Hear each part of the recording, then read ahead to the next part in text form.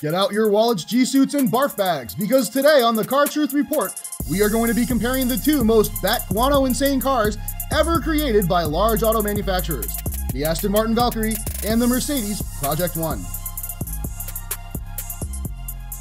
Let's start off with the price. Well, let's just say if your yacht doesn't have a helicopter on it, you can't afford either one. Now let's get into the specs that we know to see if we can determine how these cars may perform. Both of these cars are reportedly going to be very lightweight, with the Aston Martin at 2,271 pounds and the Project One coming in at 2,866 pounds. Both of these Formula One inspired drivetrains are going to make over 1,000 horsepower, but they create and transmit that power in very different ways. The Valkyrie is going to utilize a 6.5-liter V12 designed by Cosworth. The Valkyrie will be a rear-wheel drive layout with one electric motor that will be used for regenerative braking and low RPM torque fill on the main driveline.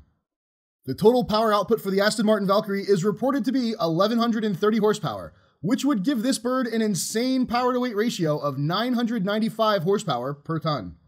The Mercedes-AMG Project One has a 1.6-liter V6 lifted almost directly out of their Mercedes-AMG F1 W07, which is said to make 748 horsepower. Keep in mind, like their F1 counterparts, this 1.6-liter engine and attached car will need to be periodically sent back to the factory for refurbishment. Just like the Valkyrie, the Project One is also a hybrid, though it has 4 electric motors instead of the Valkyrie's 1. Two 120-kilowatt direct drive motors capable of revving to 50,000 RPMs will power the front wheels, with another adding torque to the crankshaft when needed. The 4th electric motor on the Project One will be 90 kilowatts and will be fitted to the turbocharger, much like in modern F1 cars. Placing a motor on the turbo has many benefits. The main benefit is that you can recycle a lot of wasted turbo energy. Placing a motor on the turbo also allows you to spool up earlier in the rev range and without the associated lag of waiting for a circular system to build boost. So with the 1.6-liter V6 and 4 extra electric motors, the Project One is going to make 1,020 horsepower, giving it a horsepower per ton rating of 711. The 711 horsepower per ton rating of the AMG would seemingly put it way behind the Valkyrie's 995. But if the Nissan GT-Rs and Teslas of the world have taught us anything, it is that you can get away with some extra weight when you have all-wheel drive. Also, just for scale, we made a quick chart showing the Project One and Valkyrie's power-to-weight ratios compared to some other cars that we already have real-world data for. The true scale of the performance of this latest crop of new hypercars can start to be seen when we look at them this way. The Valkyrie's power-to-weight is a staggering 9 times higher than the very capable Civic Type R. A Ferrari 488 and Nissan Nismo GT-R both have the ability to scare the pee-pee out of 99.9% of the population, and they look like nothing compared to the Valkyrie and Project One. Even the current generation of, quote, hypercars, the P1 and 918, are way below the performance level of these two new insane creations. Are we going to have to come up with a new word for these kind of cars, or something beyond even hypercar? I propose either or a more internationally recognized. Having crazy amounts of power in lightweight packages is not where the insanity on these cars ends.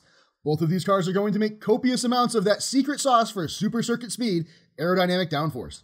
The Mercedes has a ton of aerodynamic tricks, some of which we know about at this time.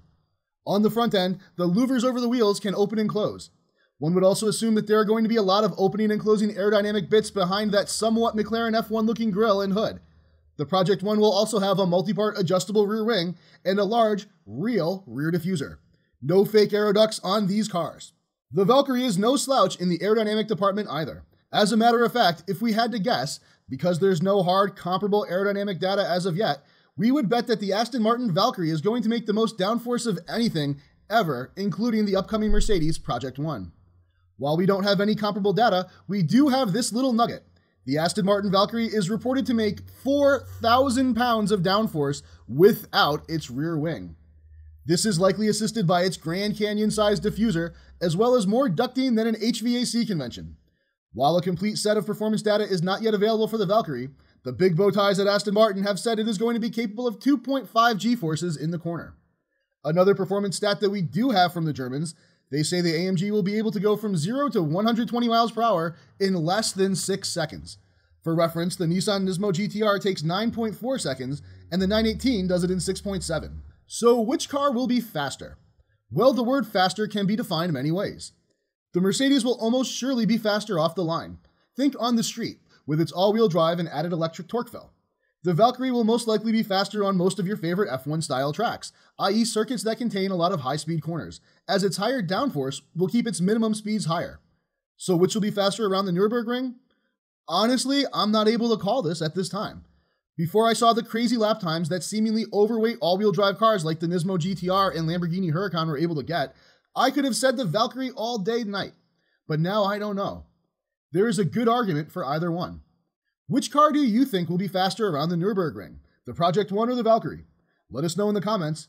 Don't forget to subscribe, it's free. If anything, it costs you negative because you could win cool stuff just by subscribing and commenting.